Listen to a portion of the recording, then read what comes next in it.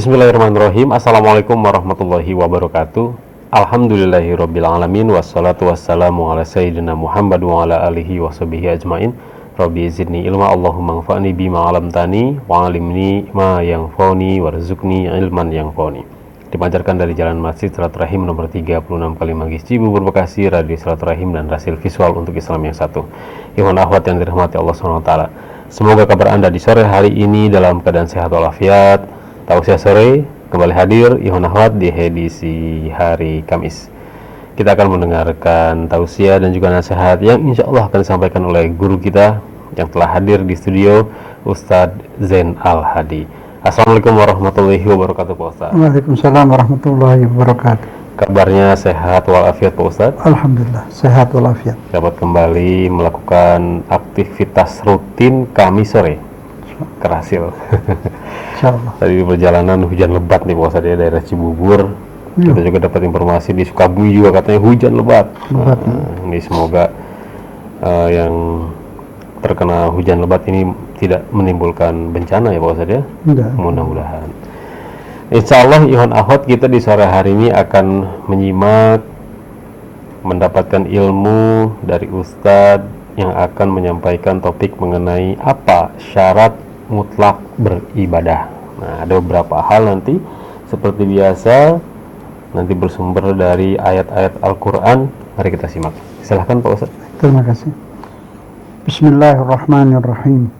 Alhamdulillahirabbil alamin. Puji dan syukur, sembah sujud, rukuk dan pasrah kehadirat Allah Subhanahu wa taala.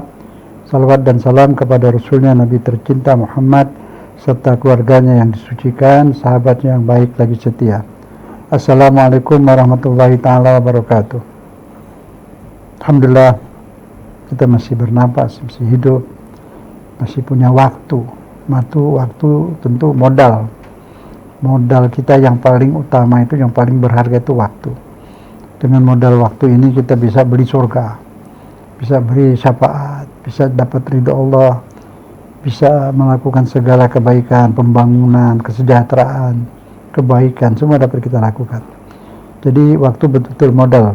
Kalau kita sudah wafat, habis waktu. Meninggal itu sebenarnya jatah waktu habis di dunia. Kitanya tidak wafat, yang mati itu badan, kita pindah ke alam tanpa waktu. Di alam tanpa waktu tidak ada ibadah lagi, hanya memetik hasil amal, hasil ibadah kita di dunia. Jadi sekarang kita masih punya modal ya, modal yang mahal, itu tidak bisa dibeli dimanapun. Yang bisa memperpanjang atau melipat modal itu hanya Allah SWT. Baik, dalam ibadah ini, dalam waktu ini yang masih ada di kita, sisa ini ya kita manfaatkanlah sebaik mungkin. Semenit, 1 detik pun sangat berharga, tidak bisa dibeli, ditambah oleh siapapun, hanya Allah yang bisa memperpanjang waktu. Kontrak kita diperpanjang di dunia atau diselesaikan, itu hak Allah SWT. Kita berdoa boleh. Syarat doa, syarat sholat, syarat ibadah, syarat hidup, semuanya itu kegiatan hidup, kegiatan ibadah, vertikal, horizontal, artinya melangit atau mendatar, itu kuncinya semua satu semua. Syarat mutlak, nanti mutlak itu yang kalau dia tidak ada, wah berantakan urusan, itu kurang rapi lah. Jadi sesuatu syarat yang ada ini, syarat mutlak yang harus kita pegang dalam hidup ini, yaitu menurut Allah SWT, tidak menurut siapapun, menurut Allah dan Rasulnya. Ikhlas kepada Allah, tulus kepada Allah. Lawannya ikhlas itu riya. Artinya ikhlas itu semata-mata mencari ridho Allah, mencari muka Allah. Nah, riya itu kadang-kadang tercampur mencari muka manusia. Itu jadi di sini harus hati-hati. Syarat mutlak. Kalau lainnya itu kita ributkan masalah-masalah yang ya hanya masalah nilai. Surat itu tangan di bawah apa tangan dilipat, itu Maliki ke bawah, Syafi'i dilipat dan sebagainya. Itu hanya masalah nilai. Kalau insya Allah tidak ada masalah, itu semua diterima Allah. Ya, jadi kurang lebih, apalagi yang tidak sengaja itu kita membaca, ada yang membaca Z jadi J, izajul jilat misalnya. Maka kalau memang sudah lidahnya seperti itu, ya insya Allah Allah terima, dimaklumi. Atau yang Robil ngalamin, jadi maklumi. Banyaklah itu masalah lidah ya. karena masing-masing di daerahnya, di sukunya begitu. Yang sudah bukan sengaja memang sudah tidak bisa lagi, memang harus begitu, itu dimaafkan insya Allah. Jadi yang paling syarat, yang paling mutlak itu lulus hidup ini ikhlas. Wajjahtu wajhiya lilladzi fatarus samawati wal ardh hanifan musliman wa ma ana minal musyrikin. Aku fokus hidupku, gerakku, hidupku, matiku, perbuatan segalaku itu fokus karena Allah, untuk Allah, bagi Allah. Jadi karena Allah, untuk Allah, bagi Allah. Itu ikhlas. Lawannya itu riya, mencari muka manusia atau makhluk lainnya. Ikhlas itu ada, melekat di dalam hati, dalam pikiran, dalam perasaan. Ikhlas itu ada di sana, di dalam pikiran, dalam perasaan, bukan di lidah. Jadi pikiran yang mana yang bisa terisi ikhlas, yang bening, perasaan yang damai, itu akan terisi ikhlas. Dalam ikhlas itu ada apa? Ada dua unsur, roja dan khauf. Dalam Al-Quran disebut roja dan khauf. Roja itu mengharap, dia mengharap apapun, mengharap puji, mengharap ini, mengharap ke semua, minta dari mengharapnya kepada Allah, tumpuan harapannya kepada Allah, tumpuan goalnya pada Allah. Jadi apa nggak boleh dari orang lain? Boleh, tapi tumpuan, bukan tumpuan goal, tumpuan sarana. Minta tolong manusia boleh, tapi tumpuan sarana, tumpuan akhir, goalnya itu tumpuan yang pasti itu kepada Allah, karena Allah yang memutuskan segala.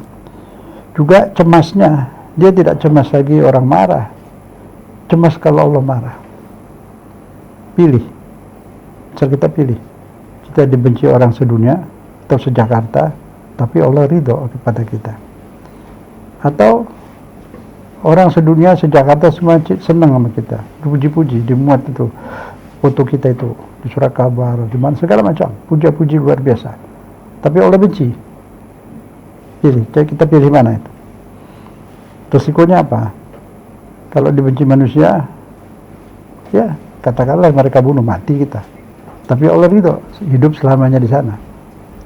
Sebaliknya, manusia suka pada kita semua, kita melakukan apa saja, tapi Allah melanggar hukum Allah, Allah benci, Allah marah.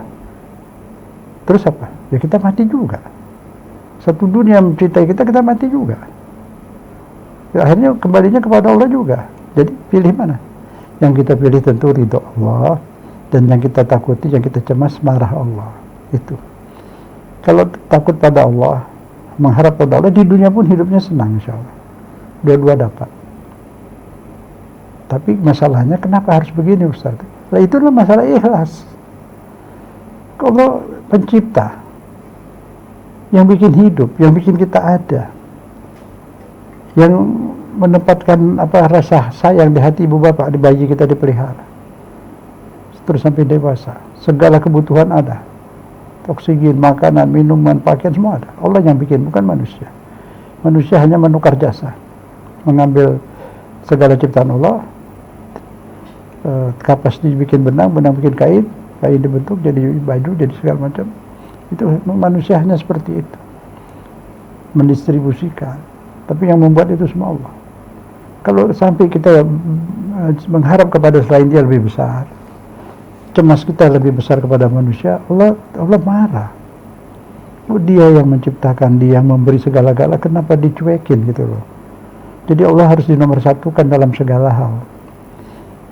Dalam segala hal, itu maunya seperti itu. Disamakan aja tidak boleh. Yang lain lebih rendah. Makhluk kita pandang lebih rendah. Yang kita pandang besar Allah. Yang kita segani Allah. Yang paling kita takuti Allah. Segan kepada manusia boleh, tapi rendah.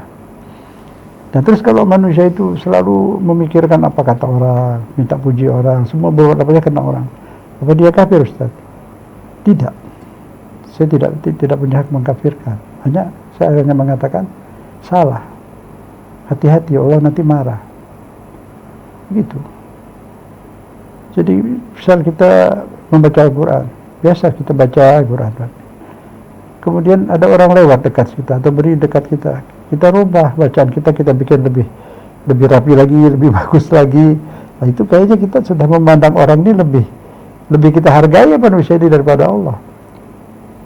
Nah, itu syirik kecil lah mudah-mudahan, tapi tidak baik, harus dihindari, bisa membatalkan pahala nanti. Kalau berlebihan bisa juga batal. bacaannya jadi 0. Bisa-bisa lagi malah means apabila hampir 100% kepada orang. Waduh, itu udah berat itu.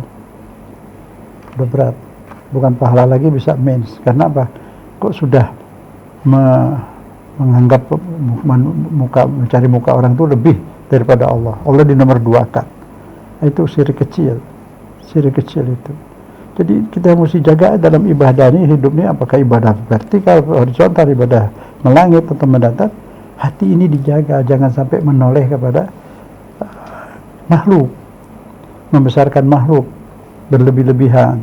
Itu ini yang harus dijaga ini. Tauhid, arti tauhid itu apa? Ahad. Arti ahad apa? Satu. Apa yang disatukan? Allah zatnya satu. Yang dipandang nomor 1 Allah. Yang ditakuti nomor 1 Allah. Kepada yang lain nomor 3, nomor 4, nomor 10 gitu loh.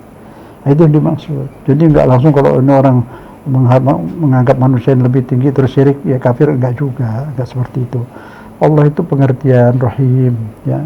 Hanya kalau kita nomor 2 kan nomor 3 kan kok kita tega, mikir diri sendiri, kita berpikir kok sampai hati, padahal yang paling sayang kepada kita Allah. Bukankah di perut ibu kita dihantarkan makanan? Jelas lewat plasenta, diinfus, lahir sediakan susu. Saya ulang-ulang berkali ini, malu saya, tapi penting kita yakini ini. Terlahir sediakan susu, belum ada gigi kan. Sampai sudah dewasa ini ditumbuhkan beras, dikeluarkan beras dari bumi, dari dalam tanah. Semua buah-buahan, makanan, air dicurahkan dari hujan. Sudah digunakan oleh manusia, air ini sudah kotor.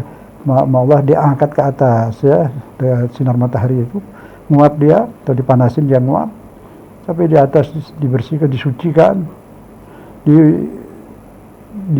suruh angin angkut ke dataran tinggi, turun supaya mengalir dari gunung ke laut. Nah, lewat dari gunung ke laut, air-air itu menumbuhkan sandang pangan. Ya, pakaian juga dari pohon, kapas sebagainya, pangan itu semua. Luar biasa, subhanallah, alhamdulillah. Jadi di sini kita sudah bisa memfokus segala harap dan cemas kita kepada Allah. Itu dia, 2 jadi. Harap dan cemas, fokus hanya kepada Allah. Itu syarat mutlak cara kita beribadah, baik ibadah yang lurus pada Allah maupun yang mendatar. Mari kita perhatikan firman Allah Subhanahu wa taala. Jadi semua ini dari Al-Qur'an. Al-Qur'an, pegangan nomor 1. Kita pelajari Al-Qur'an. Musabakoh pengamalan Al-Qur'an, musabakoh baca Al-Qur'an sudah banyak. Musabakoh membaca Al-Qur'an sudah banyak. Musabakoh menghafal Al-Qur'an juga bagus. Ini musabakoh mengamalkan Al-Qur'an. Itu yang paling wajib itu. A'udzubillahi minasyaitonirrajim. Bismillahirrahmanirrahim. Az-Zumar ayat 2. Inna anzalna ilaikal kitab bil haqq fa'budillah mukhlishan lahuddin. Kata Allah, sungguhnya kami turunkan Al-Quran, Alkitab, Al-Quran bil haq, benar isinya, tidak dapat diragukan lagi, pasti hukumnya, pasti janjinya, bil haq, benar, hak, benar. Fa'budillah, maka ibadahlah pada Allah, sembahlah Allah. Sembahlah di sini artinya tuhankanlah Allah, turuti Allah, ikuti Allah. Kalimat ibadah itu berarti banyak, mengagungkan, mengharap hanya kepada Allah, cemas takut Allah marah, biarin deh orang marah semua, nggak apa-apa lah, tangkapkah, dibunuhkah, biarin aja, nggak dibunuh dia mati juga besok, jadi nggak masalah. Tapi yang serem ini kalau di akhir Allah tidak terima, Allah marah, gimana itu, murka, itu serem. Manusia nggak punya surga, nggak punya neraka, yang punya surga dan neraka itu Allah. Jadi arti ibadah itu nurut juga termasuk. Makanya di surat Yasin itu Allah berfirman, Alam ahad ilaikum ya bani Adam, Allah ta'budu syaitan. Bukankah kau sudah berjanji, hai bani Adam, cucu Adam, padaku agar jangan menyembah setan. Gak ada orang menyembah setan. Yang maksud menyembah di sini apa? Mengikuti kemauan setan. Itu sama dengan menuhankan. Terlalu mengikuti. Dulu orang di zaman Firaun yang diktator, yang keras, yang jahat kayak gitu, diikuti oleh Haman dan sebagainya, itu dia termasuk menuhankan Firaun. Takwa dan taat kepadanya. Padahal seharusnya orang yang ikhlas itu La ta'ata li makhlukin fi maksiatil khaliq. Tidak boleh taat kepada makhluk kalau itu melanggar perintah khaliq. Tidak boleh taat kepada yang diciptakan kalau itu perintah yang menciptakan. Jadi yang dituhankan itu artinya yang dituruti. Turuti terus, kalau sekali-sekali salah ya insya Allah dimaafkan. Yang dimaksud itu menuruti itu cara buta, terus sudah menyerahkan diri kayak budak-budak di zaman dulu itu. Jadi hamba manusia dia. Nah itulah, tapi budak-budak itu dimaafkan juga karena dia dipaksa.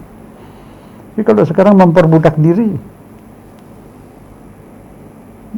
menghamba kepada makhluk, tidak menghamba kepada Allah, itu yang bahaya. Harus ikhlas murni taat kepada Allah, cemas takut nggak dapat ridho Allah, mengharap kepada Allah. Sambil boleh cemas kepada manusia itu nomor sekian, cemas dimarahi orang, cemas tidak dihargai orang boleh, tapi nomor satu semua harus fokus kepada Allah, satu. Jadi satu, tumpu semua kepada Allah. Jadi kalau siapa yang sudah mencapai ikhlas, maka dia akan merasakan kedamaian dalam hatinya. Sudah dia nggak ada rasa cemas, takut pada manusia, mengharap kepada manusia, mencari muka manusia sampai menjilat-jilat. Hormat boleh, pada atasan, pada siapapun boleh, tapi jangan berlebihan. Rukuk kepada Allah, hormat tunduk boleh, tapi jangan sampai ruku sampai gitu, kurang pantas lah itu. Yang pantas kita ruku sujud pada Allah, dia pencipta. Pada manusia boleh, sungkem pun boleh kepada ibu bapak, tak masalah, niatnya hormat. Nah, bukan karena cemas atau mengharap gitu, enggak. Mengharap dan cemas kepada Allah. Sungkem boleh, tidak syirik itu. Dulu makhluk-makhluk disuruh sungkem kepada Nabi Adam, sujud. Itu bukan sujud ketuhanan. Kalau sujud ketuhanan memang syirik, tapi itu sujud hormat. Jadi tergantung niat, semua itu tergantung niat. Ya. Biar orang nggak sujud kepada makhluk juga, tapi kalau di hatinya takut berlebihan kepada makhluk, mengharap sampai kayak gitu kepada makhluk sampai menjilat-jilat, disuruh yang nggak benar pun mau, ya itu udah salah. Macam ISIS itu salah itu. Yang sanggotan yang suruh bunuh diri mau, itu sudah menuhankan gurunya itu. Bunuh diri Tuhan kan larang itu di Quran. Nah itu berlebihan juga. Di mana-mana itu bisa ada, di diri kita juga. Kita ini juga ngeri, selalu berpikir jangan sampai ada syirik di hati. Kita jaga. Kalau sudah berlebihan seperti itu, nurut kepada manusia sampai melanggar hukum Allah, sampai memusuhi agama Allah, nah itu udah berat. Jadi mencari apa sih? Cari muka, itu ada yang cari uang, kan rezeki dari Allah, kerja yang halal. Jangan nanti malah suruh seperti menjadi ustadz. Saya nggak belum ustadz, seperti ustadz, dia menjadi seperti ustadz, dibayar, nanti ceramahnya ke sana ke sini, ngantam sana ngantam sini, ya itu juga tidak ikhlas. Segala itu harus ikhlas. Sholat kah, dakwah kah, berdagang, cari untung boleh, tapi kan ada syarat. Cara dagangnya itu ya jujur.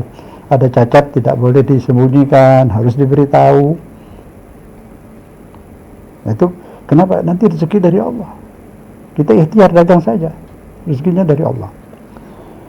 Jadi ini masalah saya lihat saya terutama tuh yang saya ketakuti sekarang itu adalah kurangnya ikhlas.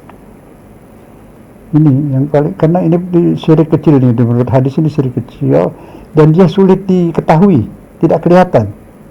Kecil, seperti menyemut, seperti merayap itu, nggak kelihatan. Dia merayap di pikiran dan perasaan kita. Rayap itu sunyi senyap geraknya, tapi kan rayap itu bisa merubuhkan bangunan.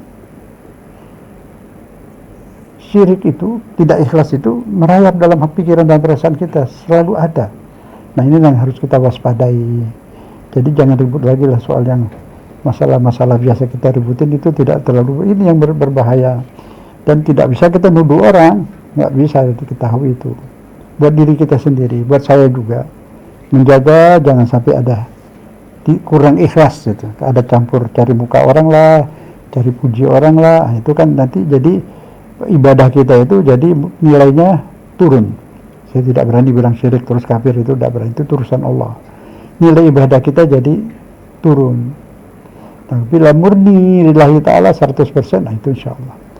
Ada satu ibadah yang nilainya murni Semua kita ini, siapapun nilainya murni. Apa itu? Tidak ada orang pura-pura melakukan ibadah itu, semua murni. Puasa itu insya Allah murni, ikhlas lillahi ta'ala, karena kalau dia mau makan minum pun tidak ada orang lain tahu. Jadi kalau dia udah puasa, dia udah ikhlas betul, hanya tinggal mutu puasanya yang perlu ditingkatkan, mutunya saja. Puasa itu satu ibadah yang murni, makanya dalam hadis Allah bilang semua ibadah itu untuk kita, tapi puasa itu kata Allah sendiri yang akan menerimanya dan membalasnya nanti. Karena itu ibadah yang sangat ikhlas itu, yang pasti ikhlas itu puasa Ramadan, puasa Senin Kamis dan sebagainya. Asal juga dia tidak banyak sampai kepada orang, boleh saya tadi puasa boleh juga, tapi niatnya asal itu merasa berbahagia atau merasa supaya orang ikut berpuasa, itu boleh aja, bukan karena bangga.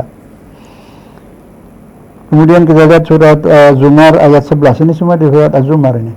Jadi ayat 2 Az-Zumar. Sekarang Az-Zumar ayat 11. Ini semua soal ikhlas. A'udzubillahi minasyaitonirrajim. Bismillahirrahmanirrahim. Qul inni umirtu an a'budallah mukhlishan lahuddin. Katakan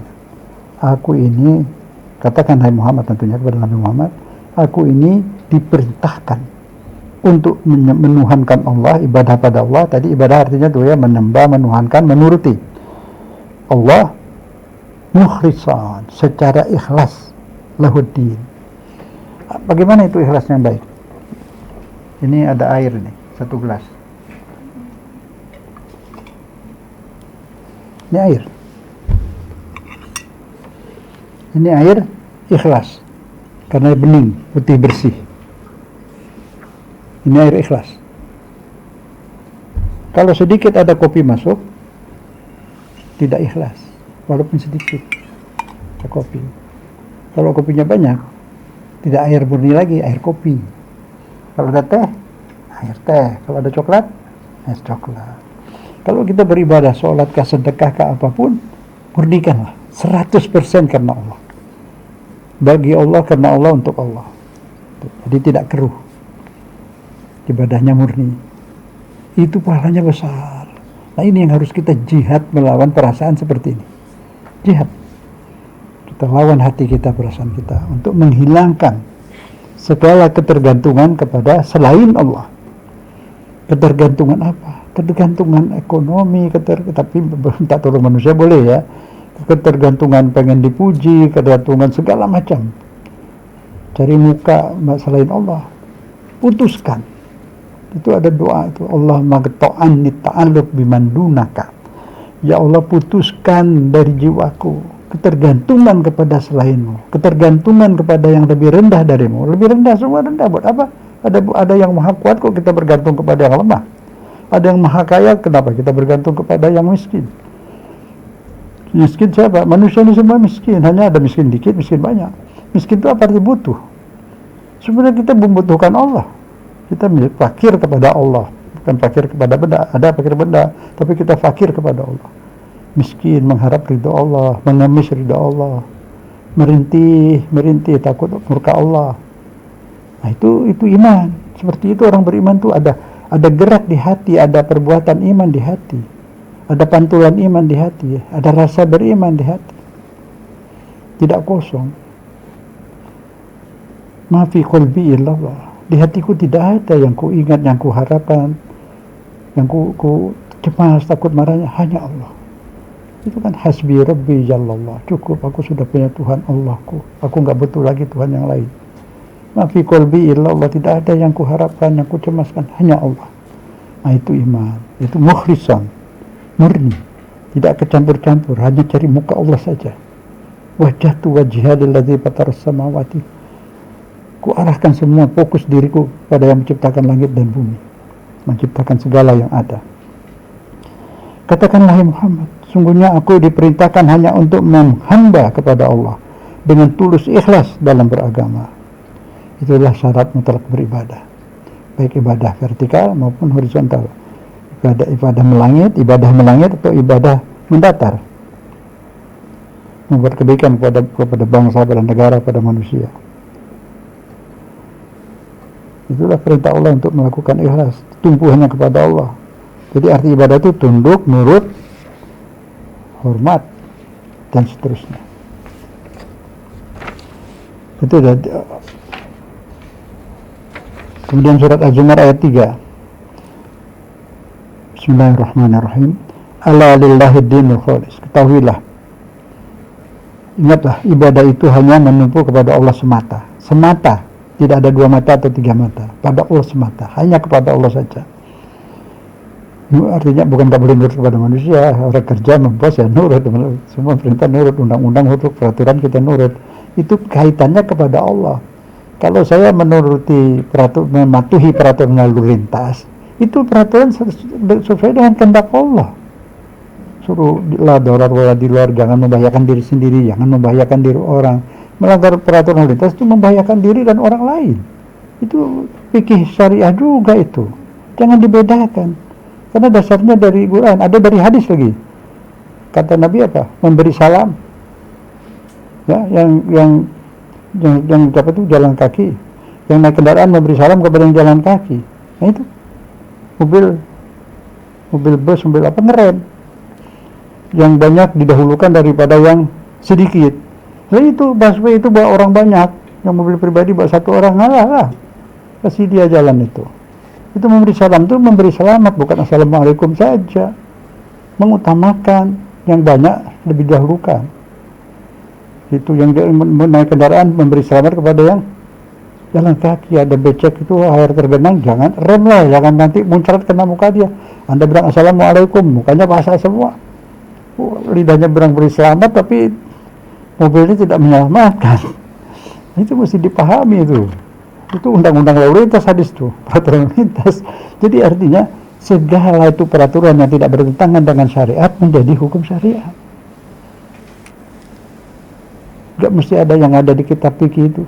Kitab fikih itu kan 700 tahun, ada berapa tahun yang silam. Bagus sekali. Pada zaman itu sudah oke semua. Sampai sekarang pun sebagian besar masih berlaku.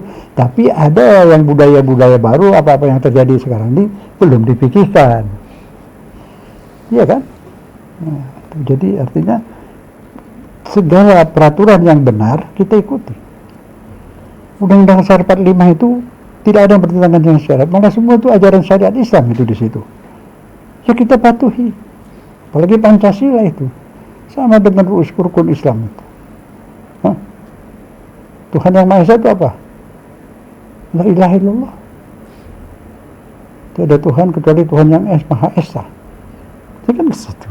Jadi di situ kita luas pandangan. Jadi itu juga termasuk taat kepada Allah, ikhlas, ya. Jadi kita mematuhi peraturan lalu lintas secara ikhlas ya begitu. Lillahi ta'ala, jadi ibadah juga.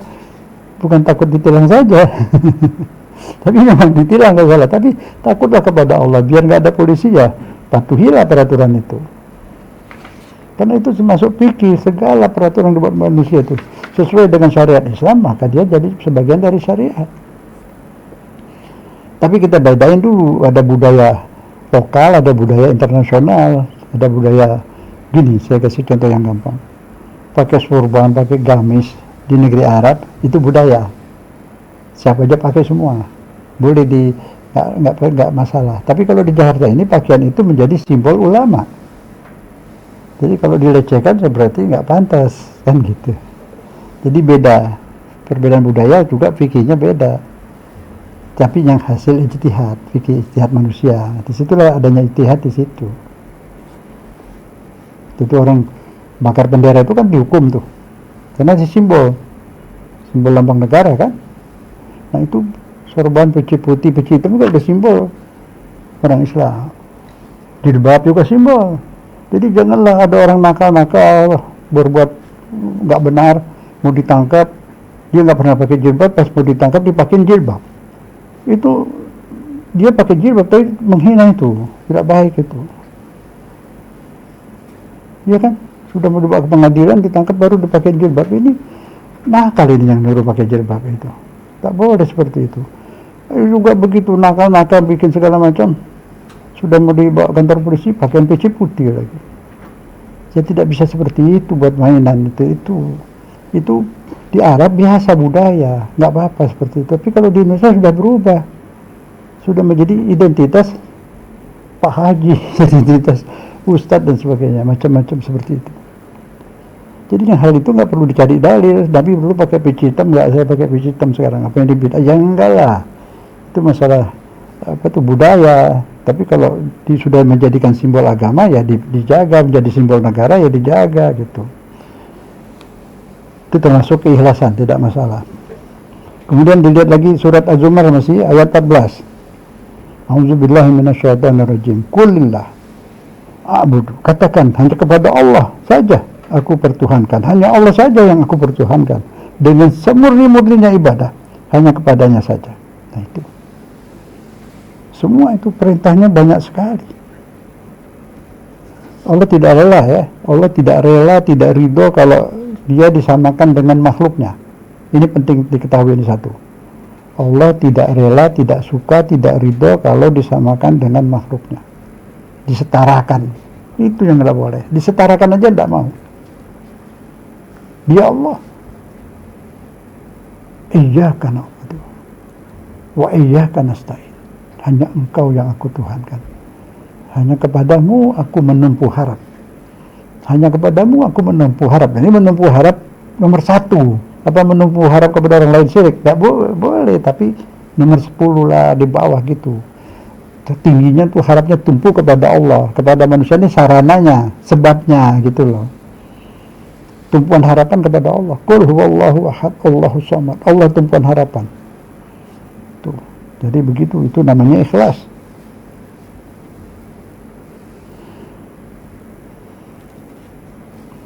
Kalau orang menutupi ketuhanan Allah, menutupi bahwa rezeki-rezeki ini dari Allah, itu yang dinamakan kufur. Arti kufur itu menutup. Bahasa Inggris juga kafir itu kafir, menutup. Nah jadi kenapa ini orang kafir? Dia menutupi keesaan Allah, menutupi keagungan Allah, menutupi nikmat-nikmat Allah, tidak mau mengakui kalau ini dari Allah. Itu makanya nggak semua tuh bahasa kafir itu tidak sembarangan, banyak dilihat itu bagaimana hubungannya kalimat ini dengan kalimat sebelumnya.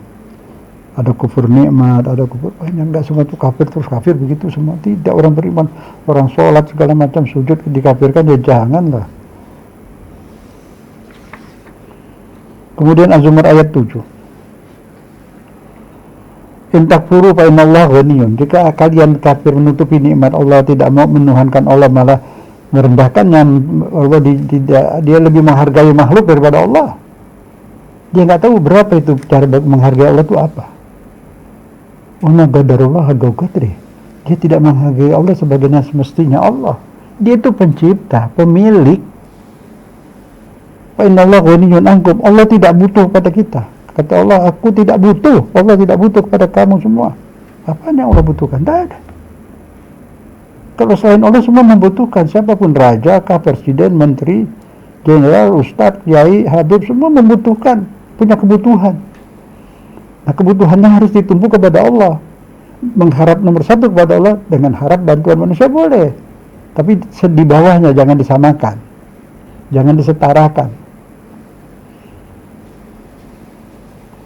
Wala yarda bi ibadihil kufur. Dan Allah tidak ridho kalau hambanya itu menutupi Allah sebagai pemberi rezeki, Allah yang memberi makan, Allah yang memberi minum, Allah yang menciptakan, itu jangan ditutupi. Menutupi itu baru disebut kufur. Wa in tashkuru, kalau kalian bersyukur, jazahu lakum, Allah ridho. Kalau tidak bersyukur, Allah tidak ridho. Dia yang bikinin jeruk, yang bikinin beras, dia bikinin semua kenikmatan yang dinikmati, tapi enggak terima kasih kepada Allah, gimana sih? Kalau kita minta bukti kepada mereka yang tidak mau bersyukur pada Allah, buktikan, ada selain Allah yang bikin itu, makanan, buah-buahan semua ini, besi-besi ini jadi segala macam. Siapa? Kalau bukan Allah siapa? Paling dia punya kehendak alam. Alam nggak punya kehendak. Alam yang dibikin. Alam pindah tempat aja nggak bisa kok. Alam itu batu kita lempar ke atas jatuh ke bawah. Nggak bisa dia mau jatuh ke samping atau kemana. Nggak punya hak pilih dia. Makhluk kok. Diciptakan kok. Siapa? Kalau bukan Allah siapa? Pasti ngakunya semua Allah tahu. Tapi dalam prakteknya enggak. Ini yang Allah marah tuh di situ. Dikasih akal tuh untuk beriman, untuk berpikir. Masa nggak bisa berpikir sih bahwa menemukan Allah? Nah, kalau sudah kenal Allah, udah tahu dia pencipta, dia dituhankan. Cemas, takut Allah marah, takut Allah murka. Harap, tumpuan harap kepada Allah. Nah, jadi syarat ikhlas itu adalah harap dan cemas diarahkan kepada Allah, baru bisa ikhlas. Nah, ikhlas itu syarat ibadah, gitu. Syarat bisa ikhlas, cemas dan harap tertumpu kepada Allah. Kalau sudah hilang harapan kepada manusia, pasti ikhlas. Dia bekerja untuk cari ridho Allah, dia cari nafkah untuk keluarganya di rumah untuk cari ridho Allah. Dia bantu rumah tangga cari ridho Allah, dia bekerja mencari ridho Allah. Bekerja mengurusi masyarakat dari presiden sampai Pak RT yang dagang semua siapapun mencari ridho Allah. Dia cemas, takut pada Allah. Nanti kalau korupsi orang nggak lihat tapi Allah lihat, Allah tahu, takut nggak jadi korupsi. Kalau dia punya iman kuat, insya Allah nggak jadi. Nah itu jadi tauhid itu harus ikhlas. Kalau tidak ikhlas, tauhid masih gurem. Kemudian cemas kepada Allah. Jadi khauf dan harap, roja dan khauf tuju kepada Allah. Ma fi qalbi illallah. Tidak ada yang kucemaskan selain Allah, tidak ada yang kuharapkan selain Allah, tidak ada yang kukagumi selain Allah, tidak ada yang kubesarkan selain Allah. Tidak ada yang paling banyak kucintai selain Allah, paling kucintai. Itu. Samakah orang yang seperti itu dengan yang biasa? Tidak sama. Cuma diperhatikan surat Az-Zumar lagi ayat 9. A'udzubillahi minasyaitonirrajim. Amman huwa qanitun ana al-layl sajidan wa qa'iman yahzaru al-akhirah wa yarju rahmata rabbih qul hal yastawi alladhina ya'lamun wal ladhina la ya'lamun innama yatazakkaru ulul albab. Samakah? Apakah sama? Apakah kalian wahai manusia sama yang ingkar dan yang lebih beruntung, ataukah orang yang beribadah di malam hari? Mana yang lebih beruntung? Yang ingkar atau yang ibadah di malam hari? Di malam hari dia sujud, meletakkan dahinya di sajadah, di tanah. Asal sujud itu di tanah ya. Asal di zaman Nabi di tanah. Jadi belum ada keramik, belum ada sajadah. Kan mungkin kalau siang hari di padang pasir itu jalan terik matahari terus dia salat, sujud di pasir itu kayak bara api pasirnya. Makanya jidatnya hitam. Ya betul itu, memang hitam itu. Panas. Kakinya juga kapalan itu. Tapi mereka bisa khusyuk salat. Di perjalanannya padang pasir itu, pasirnya itu panas. Itu taruh telur matang. Nah itu makanya jidatnya itu hitam. Mereka yang sholat di malam hari khusyuk pada Allah. Sujud lagi, dia berdiri, dia bangun, dia baca Quran, dia sujud. Semata-mata mengharap rahmat Allah, mengharap ridha Allah, rejanya kepada Allah. Dan dia cemas, takut murka Allah. Samakah orang seperti itu dengan orang yang beriman tapi santai-santai saja? Lebih besar harapannya kepada manusia daripada kepada Allah. Lebih besar takutnya kepada manusia daripada Allah. Samakah dengan nangis di malam hari, minta taubat, minta diampuni Allah? Samakah dengan yang begitu? Ya tidak sama. Samakah yang mengerti, yang mau berilmu, belajar beriman, belajar tentang syariat, samakah dengan yang tidak mau belajar? Ya tidak sama. Samakah dengan orang yang sekarang mendengar radio Rasul dengan yang tidak mendengar? Tidak sama. Ada yang dia tahu kita nggak tahu, ada yang kita tahu dia tidak tahu. Innama yatazakkaru ulul albab. Ketahuilah, yang bisa bagus, yang bisa ikhlas, yang bernilai tinggi, manusia bermutu, mereka yang menggunakan akal. Ulul albab menggunakan akal. Jadi Ustaz, memang ada orang punya akal nggak menggunakan akal? Banyak. Kalau dia guna akal dia sujud. Kalau akalnya mengatakan tuh akhirat pasti ada, surga pasti ada, neraka pasti ada. Akal tuh tahu itu ada, tahu. Kenapa? Karena bumi ini ada, dunia ini ada, gunung tuh ada, api itu ada di sini, kenikmatan ada di sini. Yang bikin api di sini, dia yang bikin api di akhirat. Yang bikin kenikmatan di sini, dia yang bikin kenikmatan di akhirat. Dia yang melemparkan kita ke dunia, dia nanti yang masukkan kita ke surga. Pasti. Tidak ada ragu sama sekali. Yang ragu berarti tidak menggunakan akal sehat. Ada akalnya tuli untuk mendengar yang benar. Akalnya terbuka hanya untuk mendengar yang tidak benar, yang batil. Itu yang masuk di Quran tidak berakal, itu akal sehatnya tidak ada, akalnya sakit. Bukan gila, bukan. Berakal, pinter bisa bikin macam-macam pesawat, bisa bikin segala macam. Tapi dia menuhankan yang tidak bisa apa-apa. Mengkutus sapi ada. Itu akal di mana? Itu kan manusia bisa berpikir seperti itu. Dia hidup di dunia, lihat batu tubuhnya ada, dia berpikir, dia bisa nyanyi, bisa pidato, bisa menghitung, bisa segala macam. Menggunakan akal. Tanya dong, siapa yang bikin akal tuh? Kita kan dari mana kok bisa jadi begini? Dia yang bikin kita di sini, memindahkan kita, bisa nggak? Mana lebih mudah? Mengadakan manusia dari tidak ada menjadi ada, memindahkan manusia yang sudah ada ke neraka atau ke surga. Mana yang lebih mudah? Memindahkan lebih mudah dari bikin dari nol. Nah, ini kesadaran seperti ini untuk diri saya, untuk kita semua ditanam dalam pikiran, biar melekat dalam pikiran perasaan.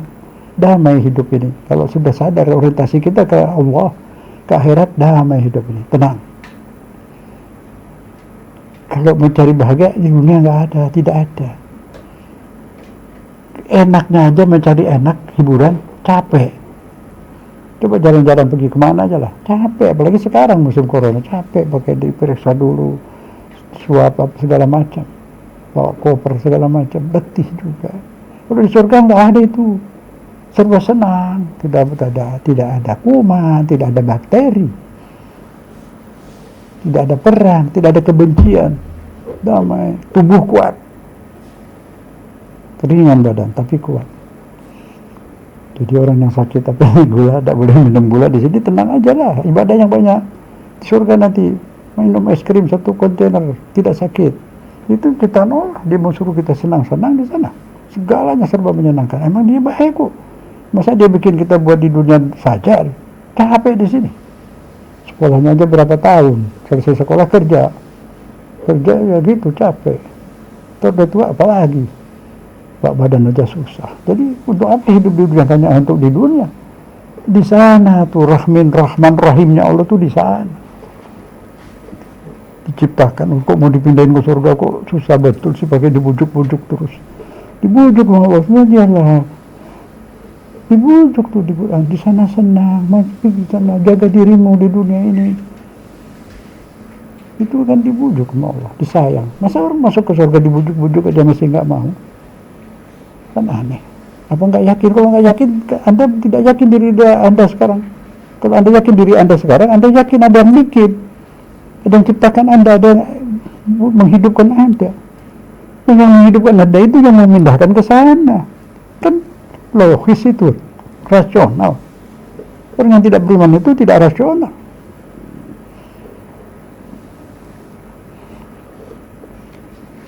Itulah manusia, kesadaran kita semua insya Allah.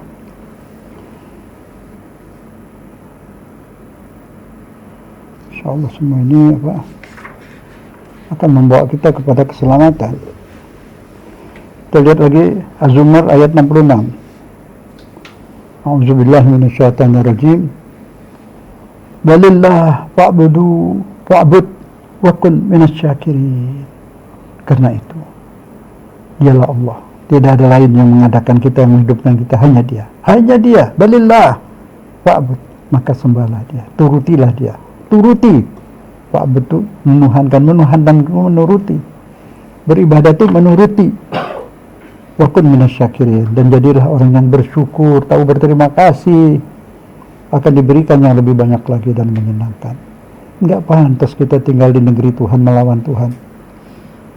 Makanya ada ulama mengatakan, kalau Anda tidak mau menyembah Tuhan, keluar dari bumi Tuhan, cari bumi lain, cari tempat tinggal yang bukan bikinan Tuhan. Oke, pindah.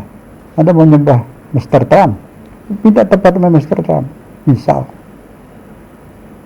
Menuruti. Kalau tinggal di negeri Allah, ikuti dong kemauan Allah yang hidupkan kita.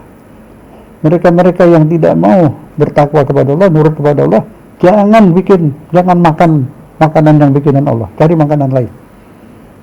Pantas menikmati makanan Allah, buah-buahan dari Allah, beras, terigunya, semua ciptaan Dia, kemudian melawan Dia, merendahkan Dia dan membesarkan selain Dia.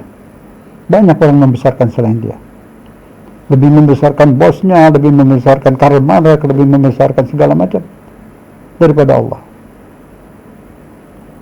Lebih taat kepada Karl Marx, kepada ajaran Marxisme, komunisme daripada ajaran Allah. Apakah kalian dibikin oleh Pak Marxis, oleh Pak Karl Marx? Udah pada mati itu. Anda dibikin, kita semua dibikin Allah.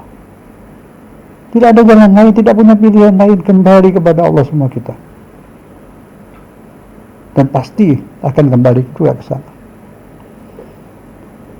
Wa kun minasyakirin, syukur kepada Allah.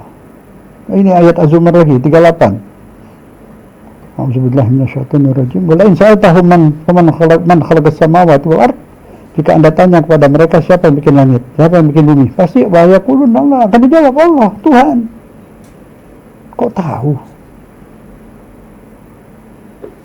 Terus kalau begitu kenapa mengharap besar kepada selain Allah? Mengapa mengkutus lebih besar kepada selain Allah?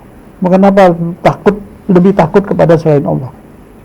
Kenapa Allah dicuekin? Kenapa Allah dinomor duakan? Udah tahu yang bikin semua ini Allah, yang bikin hidup, yang bikin segala ada. Padahal selain Allah itu tidak bisa membahayakan, tidak punya surga, tidak punya neraka. Yang harus tumpuan harap hanya kepada Allah. Dia yang punya surga, kita cemas. Dia yang punya neraka, takut. Kul hasbi Allah, katakanlah hasbi Allah, cukup aku punya Allah. Hasbi Rabbi Jallallah, aku sudah punya Allah, aku tenang. Dialah segalanya bagiku, Dia Tuhanku, Dia pemberi rezeki kebuat untukku, Dia membimbingku, Dia menuntunku dalam hidup ini. Itu Nabi Muhammad katakan. Ada orang juga, ya Allah, aku dulu yatim piatu, kini sudah tidak lagi. Dulu aku sesat, kemudian Kau beri hidayat. Kau yatim piatu, Engkau pelihara. Engkau dulu sesat, Engkau beri hidayah. Dulu aku tidak tahu hidup ini untuk apa, Kau ajari aku bagaimana mesti hidup. Aku tidak mengenal, Kau ajari aku sehingga mengenalmu dan bersujud kepadamu. Ya Allah, inilah nikmat darimu. Aku bersyukur padamu, hamdan. Terima kasih ya Allah. Syukran. Terima kasih. Afwan, maaf, ampun. Itu menuhankan Allah setiap saat. Nah, terakhir kita banyak-banyak membaca itu dari Al-Fatihah itu. Iyyaka na'budu wa iyyaka nasta'in. Iyyaka na'budu wa iyyaka nasta'in. Iyyaka na'budu wa iyyaka nasta'in. Di mana saja. Ya Allah, hanya Engkau yang kutuhankan. Ya Allah, hanya Engkau yang kutuhankan. Hanya Engkau yang aku tuhankan. Hanya Engkau tumpuan harapanku. Hanya Engkau tumpuan harapanku. Hanya kepadamu aku minta segala macam, tak minta kepada yang lain. Engkaulah tumpuan harapanku. Padamulah aku memohon. Hanya kepadamu aku memohon. Iyyaka na'budu, hanya Engkau yang kutuhankan. Tidak yang lain tidak kutuhankan. Semua yang lain kecil di bawahmu. Itu tauhid. Ada di Quran. Iyyaka na'budu wa iyyaka nasta'in. Iyyaka na'budu wa iyyaka nasta'in. Enak-enak baca itu, hati damai. Tenang, banyak baca itu, tenang. Sudah tidak ada pusing lagi. Tenang. Iyyaka na'budu wa iyyaka nasta'in. Iyyaka na'budu wa iyyaka nasta'in. Nah, sudah seperti itu akan mendapat ridha Allah. Kalau sudah mendapat ridha Allah, hidupnya tumakninah. Kalau sudah tumakninah, husnul khatimah. Insyaallah. Amin ya rabbal alamin. Assalamualaikum. Amin ya rabbal alamin. Ikhwan akhwat, usia sore kita di kesempatan kali ini, apa syarat mutlak beribadah? Ustaz Zainal Al-Hadi menyampaikan, dan kami mengundang Anda untuk bergabung. Silakan sampaikan pertanyaan ataupun komentarnya mengenai topik yang dibahas ke nomor WhatsApp Rasil di 08111999720. Untuk berdialog langsung Anda bisa hubungi kami di nomor telepon 0218451512. Tetaplah bersama kami, Iwan Ahmad, kami akan segera kembali.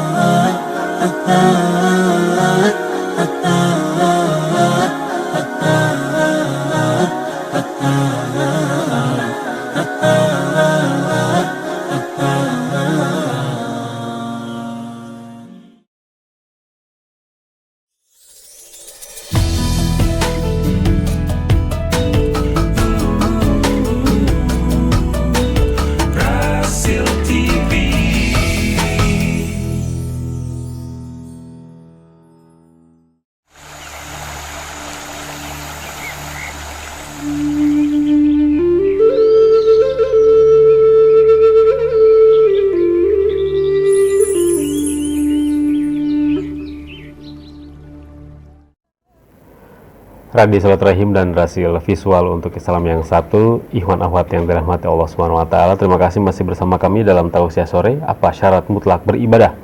Itu menjadi bahasan kita di sore hari ini, dan di sesi kedua Ikhwan Akhwat hingga pukul 17.30 nanti kita akan menjawab pertanyaan-pertanyaan yang sudah masuk dari Anda.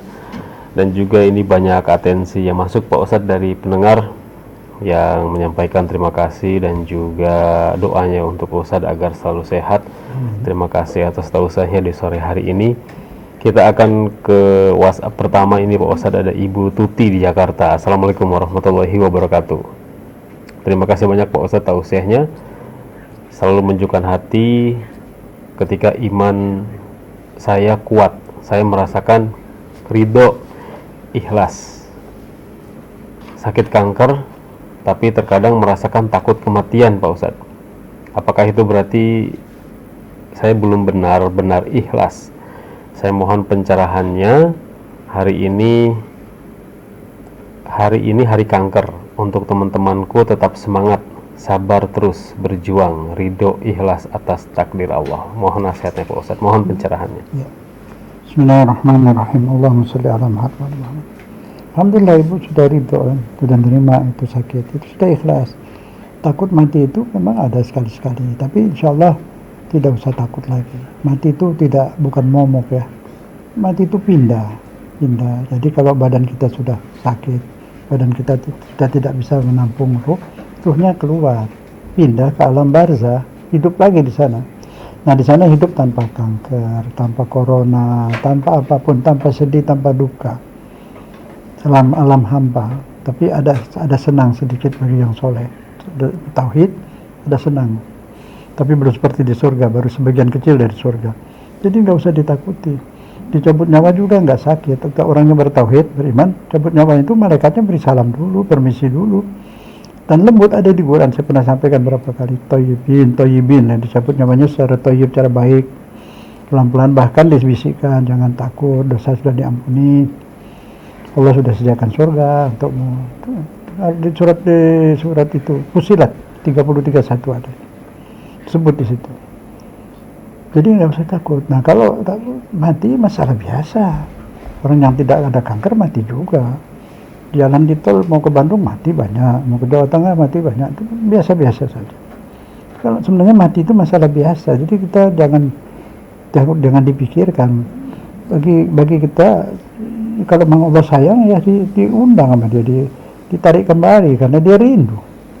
Ayah dan ibu rindu, anaknya pergi sebulan, 2 bulan, 3 bulan, rindu, semua rindu. Hubungan apa ayah dan anak, ibu dan anak? Hubungan apa? Hanya melahirkan, ada hubungan batin, hanya melahirkan. Nah Allah itu pencipta, dia sayang banget ciptaannya ini. Sayang semuanya disayang, apalagi yang menyembah dia, yang nggak menyembah dia itu disayang, dikasih makan semua itu. Apalagi yang menyembah dia, disayang banget. Tenang aja, ibu udah ikhlas gini, udah soleh, udah disayang banget sama Allah kan. Kalau ibu disayang, Allah rindu, apa ibu nggak rindu sama Allah, pada Allah? Nah kalau rindu, meninggal enggak, anak ayo suami, nanti ketemu di sana, dikumpulkan, ada di surat At-Tur ayat 21. Dikumpulkan yang beriman semua, dikumpulkan dengan keluarganya dalam mesra di sana. Belum ke surga nih, sudah lumayan deh, 10% dari surga sudah terasa di situ. Ada makanan tapi kayak kemil-kemilan gitu, enak karena badannya kan tipis, jadi tubuhnya itu gak seperti tulang daging ini lain. Nanti udah surga baru badan lain lagi itu untuk abadi. Jadi lu senang-senang aja ibu ya. Itu penyakit kanker itu penyakit tubuh Bu, kecil itu. Begitu meninggal sembuh, begitu meninggal malah sembuh. Yang tidak sembuh penyakit ruh, syirik, kafir, hati yang jahat, ingin menyusahkan orang, sadis, tidak punya peri kemanusiaan, sering bunuh orang, sering gebuk orang. Itu penyakit seperti itu yang tidak sembuh. Jadi kanker meninggal malah sembuh. Tinggal di lahat itu penyakit dan tubuhnya. Ibunya keluar suci murni tanpa penyakit. Dijemput sama Allah, diterima dengan baik di sana. Keluarga juga nunggu di sana. Bersenang-senang ibu, jangan ada rasa takut apapun. Nikmati saja. Panjang umur alhamdulillah, sembuh insya Allah. meninggal nggak apa-apa, penyakitnya sembuh, senang di sana ya, ya, insya Allah husnul khatimah, amin ya rabbal alamin. Amin ya rabbal alamin. Selanjutnya kita ke Bapak Eko Mas Rianto. Assalamualaikum warahmatullahi wabarakatuh Pak Ustadz. Bagaimana cara kita untuk tetap fokus dalam sholat dan juga ibadah lainnya supaya hati kita ini tenang Pak Ustadz, lalu mendapatkan ridho dari Allah atas segala perbuatan kita. Terima kasih Pak Ustadz atas nasihatnya. Ya, bismillahirrahmanirrahim. Itu supaya ibadah itu tambah khusyuk itu dengan ikhlas tuh. Jadi kalau sudah ikhlas itu tambah khusyuk. Ikhlas itu paralel dia, sejalan. Bila kita khusyuk, kita ikhlas. Bila kita ikhlas, kita khusyuk. Itu saling mempengaruhi dua itu. Ditambah lagi, ya udah itu sudah, kalau udah ikhlas khusyuk. Jadi kita hanya roja khauf kepada Allah. Roja khauf kepada Allah. Dikuatkan harapan itu tumbuh kepada Allah. Mengharap kepada orang itu putuskan. Sedikit sih nggak apa-apa.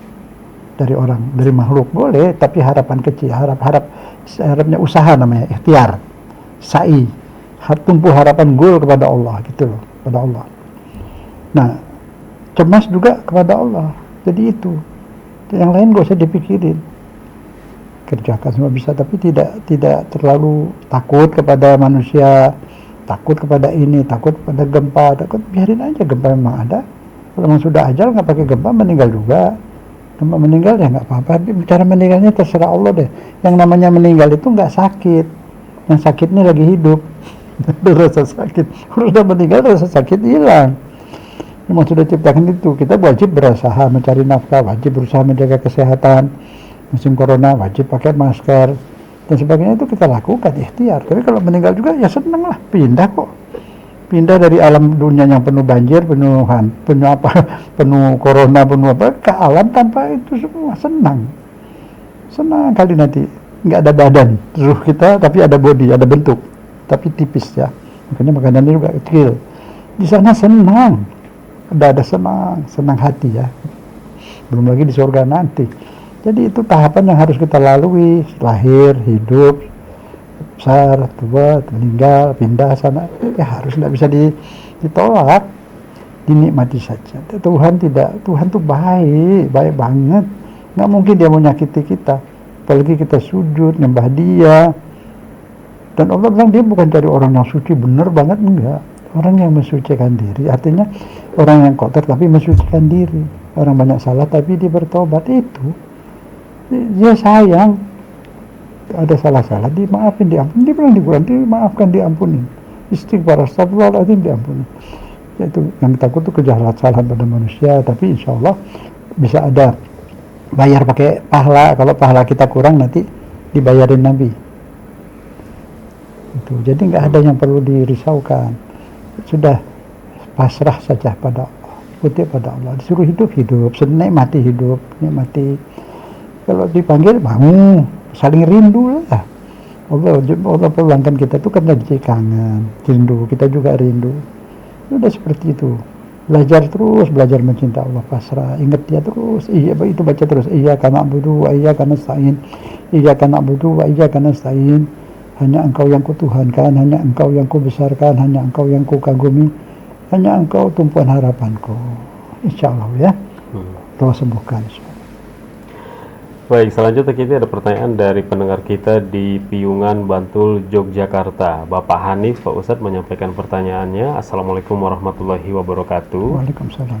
Berapa banyak orang beribadah, melakukan ibadah atau amal soleh, tetapi mereka tidak mendapatkan apa-apa, sia-sia, bahkan malah mendapatkan murka Allah. Salat dikerjakan dengan rajin, puasa juga disiplin, sedekah juga rutin, haji bisa berkali-kali, namun semuanya tidak dilakukan dengan ikhlas, hanya karena mengharapkan suatu manfaat duniawi, baik harta, pangkat, ataupun karena jabatan, maupun untuk dipuji atau disanjung oleh manusia, atau dikerjakan tidak sesuai dengan petunjuk Rasul. Bagaimana Pak Ustadz kita bisa mengendalikan hati ini agar hati benar-benar ikhlas beribadah? Karena terkadang nafsu itu lebih cenderung menyukai hal-hal yang tadi, apalagi sanjungan manusia Pak Ustadz. Nah, apakah ada tanda apabila seseorang itu benar-benar ikhlas? Terima kasih Pak Ustadz, jazakallah khair. Bismillahirrahmanirrahim. Ya betul, syaratnya dua tadi untuk menghilangkan itu semua. Roja dan khauf itu ada dalam Quran. Roja artinya harap, khauf cemas. Harap dan cemas itu ditumpu kepada Allah. Jangan sekali ada cemas takut kepada makhluk pada saat Allah, tidak ada itu. Biar manusia sedunia mau ganggu kita, kalau Allah tidak izinkan tidak akan bisa dia mengganggu. Biar manusia sedunia memberi manfaat untuk kita, memberi kebaikan untuk kita, kalau Allah tidak izinkan juga tidak akan terjadi. Yang punya dunia ini Allah, yang bikin dia semua, di bawah kekuasaan dia segala yang ada. Itu harus kita yakini. Jadi kita nggak akan cari muka manusia lagi untuk apa? Cari ridho Allah. Manusia kan nggak punya surga. Cemas terlalu takut juga enggak. Manusia juga nggak ada yang berdaya, siapapun nggak ada yang berdaya, sama aja. Siapa aja manusia sama, ustadz kah, pejabat kah, apapun sama, dia manusia biasa, semua lemah. Kulikul insan dhaifah, semua manusia diciptakan lemah, tidak ada yang kuat. Jadi artinya apa? Tumpuan harap hanya kepada Allah. Cemas, takut Allah marah, itu dua kuncinya. Kalau sudah itu dua, insya Allah ikhlas. Kalau sudah ada itu melekat dalam pikiran dan perasaan, melekatnya itu sudah nggak akan mikirkan lagi apa kata orang. Dia hanya berbuat baik kepada orang, berbuat baik aja kepada orang, nggak mau usil, ketakut sama Allah. Karena makhluk Allah ini siapapun dia, biarpun dia bukan muslim, makhluk Allah. Kita tidak berani ganggu, tidak mau nyakiti dia, karena dia makhluk ciptaan Allah. Itu satu. Yang kedua, tumpuan harap kepada Allah, tidak akan menjilat-jilat cari muka manusia sampai berlebihan. Karena mengharap enggak ada itu. Kita manusia berbuat baik. Harapan kepada Allah. Tolong menolong itu boleh. Memang dianjurkan kita hidupnya saling tolong menolong. Tapi tumpuan harapan hanya kepada Allah. Kalau sudah harap hanya pada Allah, tertumpu kepada Allah, cemasnya pada Allah, ikhlaslah itu. Di situ dua. Kalau tidak seperti itu pasti ya jadi riya. Jadi mengharap orang. Mengharap orang berarti perbuatannya selalu dikaitkan ke sana. Dia tidak dipuji orang untuk segala macam, diceritain dia pernah begini, pernah sedekah di sana, pernah sedekah di sini, dan sebagainya. Jadi dua kunci ikhlas itu, harap hanya kepada Allah, cemas kepada Allah, insya Allah. Ada tanda-tandanya Pak Ustadz yang orang ini ibadahnya udah ikhlas nih. Tanda-tandanya tadi ada. Kelihatan ya. Ya, jadi memang kelihatan dan terasa. Ya, begitu itu berasa kelihatan. Tapi kita nggak boleh suudzon, nggak boleh suudzon, biarin aja. Kita nggak tahu hatinya kan. Tapi memang sulit diketahui sebenarnya. Sulit diketahui karena itu ada di dalam hati. Sampai dibilang itu kayak semut, kayak rayap. Nggak kelihatan. Kita punya diri pun kadang-kadang nggak tahu kalau kita seperti itu. Kita hanya bisa introspeksi. Pada suatu malam kita duduk muhasabah, kita jadi jaksa mengadili diri kita. Kemarin kamu sholat, iya. Terus di mana? Di situ. Masjid ya, iya. Kamu bacanya cepat biasa. Terus kamu dengar ada orang masuk, terus kamu rubah bacaan kamu pelan-pelan lebih rapi lagi. Itu kamu lagi cari muka Allah, cari muka manusia gitu. Itu diri kita sendiri. Kalau orang lain di hati kita nggak tahu. Ya. Nah jadi itu kita periksa diri, itu nggak kelihatan, bahaya betul. Jangan sampai udah mati baru sadar. Kita introspeksi lah, namanya muhasabah, dihisab. Diri kita diadili. Kita sendiri yang mengadili. Ambil waktu habis subuh apa tengah malam, duduk tafakur, merenung, periksa perbuatan kita, kemarin ketemu siapa, lidah itu ngomong apa, adakah yang salah, ceramah pun adakah yang salah, kadang ada, kita bukan malaikat. Nah, tapi salah terus tahu diri salah, berubah itu yang baik. Yang salah, yang jelek itu tahu salah, dipertahankan. Nah, itu yang tahu salah, ini salah, dirubah seperti itu. Kita manusia, jadi harus hati-hati, korek. Sampai kita sering check up badan, ya kan, ke dokter. Nah kalau check up hati, kemana? Kita sendiri, nggak ada yang tahu, kita doang yang tahu. Kita tapi punya waktu untuk merenung. Kita kan periksa segala macam, tapi kenapa pikiran kita ini, otak itu ini isinya apa? Perasaan kita ada dendam nggak sama orang, ada kebencian nggak sama orang? Ini nanti kalau mati gimana? Ruhnya kotor. Menghadap orang harus bersih, harus suci. Menghadap Allah kembali harus suci. Nah itu kita sendiri yang periksa, kita telidiki betul. Ada kebencian, ada cari muka manusia enggak? Apa karena Allah? Kamu nih dakwah nih lillahi ta'ala atau cari muka orang? Atau cari lain-lainnya? Itu kita periksa. Siapa mau ngasih tahu? Enggak ada bisa kasih tahu. Kita sendiri introspeksi. Karena manusia itu, selama manusia itu berbuat salah, dia tidak tahu kalau dia sedang salah. Dia merasa dia lagi benar. Kalau tahu nggak mau manusia itu salah terus, kecuali orang tidak normal. Nah, jadi kita mau beritahu salah kita siapa? Apalagi kita ustadz, orang nggak ada yang berani, nggak enak menegur. Jadi kita tegur diri kita sendiri. Semua entah kita ini tegur. Pejabat juga orang takut tegur. Saya tegur sendirilah, periksa. Muhasabah. Dulu kita sering lakukan itu. Berkumpul 10 orang. Sekarang mau corona, masing-masing muhasabah sendirilah. Di kamarnya masing-masing. Merenung 10 menit, 15 menit. Kalau ada rasa bersalah, anak coba merenung pernah lawan ibu bapak enggak. Dan semuanya lah, suami istri merenung. Kita selalu merasa benar. Setan yang golongan itu, supaya tidak kita coba introspeksi secara jujur, secara objektif, periksa diri sendiri, adili kesalahan ketika di kantor, di rumah, coba kita bicara apa, semua diperiksa. Setelah itu kalau banyak salah, sujud, taubat sama Allah, taubat, ya Allah bimbing aku, ya Allah aku berlindung kepadamu dari kejahatan diriku sendiri, ya Allah aku berlindung kepadamu dari kejelekan otakku, ya Allah aku berlindung kepadamu dari perasaanku yang buruk. Allah bantulah aku untuk bisa menjadi hambamu yang soleh, bimbing aku ya Allah, tuntun. Nah itu, nangis malam, ngadu pada Allah, berhenti, tobat, terus insya Allah bisa, insya Allah. Baik, kami akan sapa pemirsa YouTube Rasil TV. Ini ada Bu Tuti Nilawati, Pak Dalimin, Siti Fatimah, Muhammad Ajid, Mbak Ratih, Muhammad Hanafi, Bahruni Anwar, Yul Afni, Muhammad As'ad, juga Nurul Saadah, dan juga Karmila, Hafid Al-Floresi, Asmuni, juga Faila Al-Ghazali. Sementara itu Muhammad Ahmad ini menyampaikan pertanyaannya, Pak Ustadz, beberapa hari sebelum kakek saya meninggal, dia bermimpi didatangi 2 orang, yang satu besar, yang satunya lagi kecil. Beberapa waktu setelah itu kakek saya meninggal. Nah, apa arti mimpi itu, Pak Ustadz? Terima kasih. Ini Pak Muhammad Ahmad. Ya, di dalam takwil mimpi itu saya belum temukan, tapi kalau di orang itu bentuknya gimana, itu kan udah nggak disampaikan ya, pakaiannya apa segala macam. Tapi kita husnuzon, mudah-mudahan itu malaikat, bisa juga ya, bisa malaikat ini sering di masjid itu juga banyak ikut sholat, di pengajian, di mana-mana ada itu. Terus ada lagi makhluk-makhluk lain yang bukan malaikat, bukan jin, kita nggak tahu, banyak sudah Allah.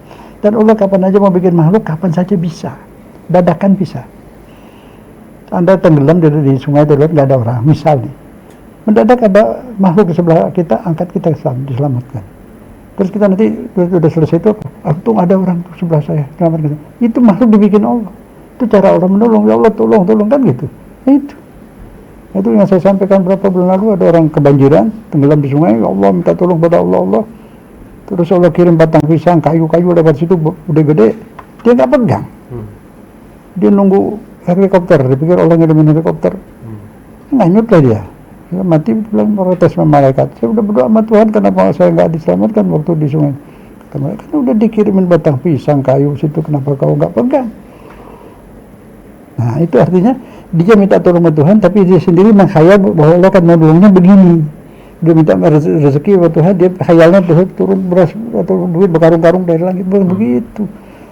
Ya, kalau seperti itu juga dia juga pingsan, kacau semua. Orang bisa pakai rasional, Allah membantunya lewat orang itu mungkin makhluk jadian, beneran itu Allah mencipta.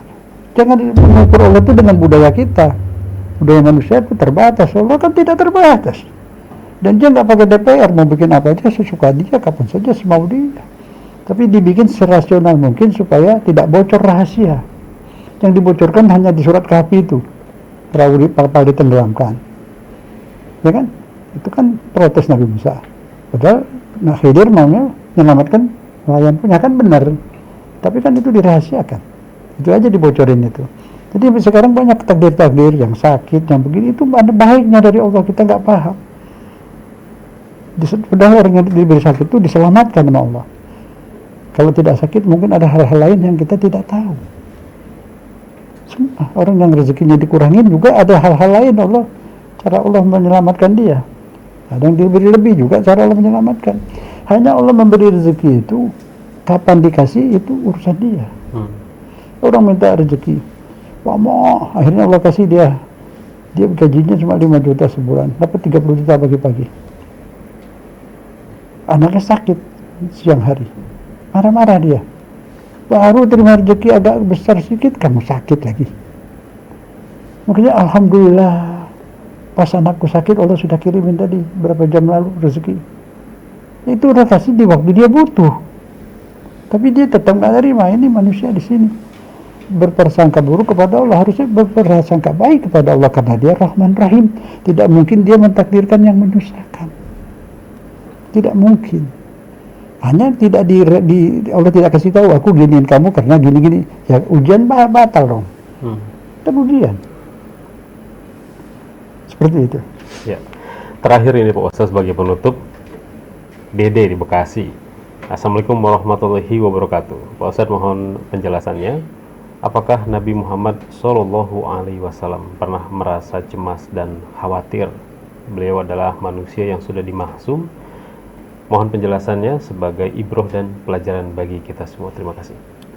Bismillahirrahmanirrahim. Secara hati tidak pernah itu, karena dia sudah sepenuhnya kepada Allah. Ya, tidak ada itu buat Nabi. Tapi dalam bahasa dia memberikan kepada contoh kepada sahabatnya bisa terjadi pada keluarganya, tapi tidak. Atau di Gua Hira dia tenang saja. Kalau Abu Bakar yang agak cemas, ya, Nabi enggak. Jadi tidak ada. Nabi Muhammad itu udah teladan penuh. Dia sudah gerak-geriknya udah Al-Quran. Dia sudah mengamalkan Quran 100%. Jadi Quran hidup, Quran berjalan tuh perbuatan Nabi, sikap Nabi itu Quran. Jadi dia tidak ada seperti itu bagi Nabi. Dia maksum. Itu ada ayat di Quran, wallahu ya'simuka minan nas. Allah melindungimu dari manusia. Itu maksum artinya terpelihara dari segala salah dan dosa. Nabi Muhammad. Kalau model seperti khawatir terhadap umatnya, kan ada satu riwayat ya, khawatir umatnya berpecah belah, khawatir, nah itu maksudnya bukan khawatir. Bukan dia kan, dia khawatir umatnya. Khawatir umatnya. Dia udah tenang. Iya. Dia mengkhawatirkan umatnya. Hatta sakit itu waktu mau meninggal, dia nggak merasakan sakit. Dia mengkhawatirkan umatnya. Tapi dia katakan, ya Allah kalau ini akan ditimpakan kepada umatku, janganlah timpakan kok, bebankan kepadaku saja. Ya kan? Itu kan permohonan dia. Apa Allah kabulkan itu urusan Allah. Tidak ada siapa. Jadi dia sudah pasrah lah, dia tinggal mengamalkan. Dia udah lihat surga, udah bahkan masuk surga lihat. Dia imannya sudah luar biasa. Khuluquhul Quran, akhlaknya Quran, lembutnya, baiknya, sabarnya, udah semua Quran, kasih sayangnya semua. Sayyidul wujud, penghulu manusia seluruh, penghulu sekarang ada. Rasulullah, Allahumma sholli ala Muhammad wa ala Muhammad. Sudah tidak ada kecemasan dan kekhawatiran Pak Ustaz. Tidak ada, la khaufun alaihim wa lahum yahzanun. Minggu lalu ya? Berarti seikhlas manusia seperti. Iya. Itu ayat minggu lalu ada berapa itu? 11. Iya. Ujungnya semua la khaufun alaihim wa lahum yahzanun. Itu kita bisa dapat. Manusia pun bisa seperti itu, kita bisa seperti itu. Tadi raja khauf kepada Allah. Iya. Mungkin ada bom di sana sebenarnya, tenang. Itu Allah kasih dicampakkan ke dalam hati kita, rasa takut hilang, cemas hilang, sedih pun hilang, ada sedikit berapa detik hilang, susah hilang. Itu kan depannya semua ada itu bertakwa. Kalau kamu sudah bertakwa jangan sedih, tidak akan sedih. Kalimatnya ada jangan, ada juga tidak. Nafi, ada nafi. Kamu tidak akan sedih, tidak akan takut. Tidak akan sedih, tidak akan takut, tidak akan sedih, tidak akan takut. Itu wali-wali aja bisa. Tentu Nabi lebih dari itu. Baik. Itu pertanyaan terakhir yang bisa kita jawab, dan terima kasih atas atensi dari pendengar ini yang sudah menyampaikan apresiasinya terhadap siaran dan juga tausiah dari Ustadz. Ada Bu Mariati di Sukabumi, Yoyoh Kebayoran, Ibu Mala, juga Mbak Dilah ini, Pak Iwan, Bu Tris, Pak Puryadi, Bu Dharma, Ibu Siti Ngasiyah, Kamila di Bekasi, Bu Eli, Pak Yudi di Masjid Ar-Rahman, juga Suryanti, Pak Aris di Bogor, Bu Rita, Bu Rida, Muhammad Irfan, Bapak Ismail, Bu Mameh, ada juga Bapak Dance, ini yang selalu menyampaikan WhatsApp-nya, Pak Musyawir, mohon maaf SMS-nya sebelum sempat terjawab ini ya, Pak Hakim di Setu, Pak Didi di Bogor, dan juga SMS lainnya yang mohon maaf belum sempat dibacakan di kesempatan kali ini. Baik Pak Ustaz, sebagai penutup dari tausiah sore kita. Nah, jadi pendengar semuanya, marilah kita muhasabah, mengadili diri kita masing-masing, insya Allah. Dengan begitu kita akan menjadi tambah bersih, tambah ikhlas, insya Allah. Kita mencapai jiwa mutmainnah. Mutmainnah itu husnul khotimah. Husnul khotimah itu yang disebut wa khitamahu miskun, akhiran yang indah, akhiran yang wangi. Itu dalam hidup ini kita tempuh itu. Jadi syaratnya dalam ibadah ini tadi itu ikhlas. Nah ini tidak ikhlas itu seperti merayap di dalam pikiran, dalam perasaan, susah dijangkau. Kalau kita tidak introspeksi tidak akan sadar bahwa kita ada sedikit riya. Cara introspeksinya kita duduk itu malam atau kapan sendirian, sepi, sunyi, ingat-ingat kemarin kemana ya? Wah kemarin aku dakwah di Rasil. Ada niat-niat gak? Salah niat nggak? Ada bangga-bangga nggak? Gitu. Kita periksa gitu. Kalau ada astagfirullahaladzim. Jadi namanya kita manusia. Itu kayak raya. Kalau kita nemukan, kita buang. Gitu. Dalam hal-hal lainnya juga, yang bekerja, yang jadi pejabat, yang jadi ustadz, yang jadi lurah, jadi apapun, periksalah. Supaya hidup di sana itu yang abadi banget tuh. Abadi tanpa akhir. Bahagia tanpa akhir. Di sini derita-derita sedikit ada tapi kecil. Derita di sini kecil, paling kalau udah terlalu tinggi deritanya mati. Begitu mati deritanya hilang. Tidak ada masalah lah. Yang masalah nanti di sana itu masa depan. Sini masa perjuangan, masa tahan. Kadang orang soleh itu tambah banyak derita, tambah banyak fitnah. Tambah kita berbuat baik, tambah banyak fitnah. Lihat nabi-nabi semua itu. Nabi semua begitu. Nabi, keluarganya, sahabatnya, semuanya derita semua. Itu yang cucu Nabi yang perempuan tuh, Zainab, itu dipanggil Ummul Masaib, ibu bencana. Itu menderita dari terus. Banyak terjadi seperti itu. Jadi kuncinya sekarang supaya ikhlas, roja dan khauf, cemas dan harap ditumpukan kepada Allah. Tertumpu kepada Allah saja. Tawakal, sudah pasrahkan, kembalikan diri ini kepada Allah. Dia yang punya, kembalikan. Insyaallah husnul khatimah. Alhamdulillahirrabbilalamin. Demikianlah ikhwan akhwat yang dirahmati Allah Subhanahu wa taala, tausiah sore kita di kesempatan kali ini bersama Ustadz Zain Al-Hadi. Jangan lupa setiap hari Kamis sore kita akan mendengarkan tausiah dari beliau. Semoga beliau selalu sehat Pak Ustadz ya. Dari studio saya Angga Aminuddin ditemani oleh Ondi dan juga Anis di meja operator undur diri. Mohon maaf atas segala kesalahan kata. Billahi taufiq wal hidayah. Subhanakallahumma wa bihamdika asyhadu an la ilaha illa anta astaghfiruka wa atubu ilaik. Assalamualaikum warahmatullahi wabarakatuh.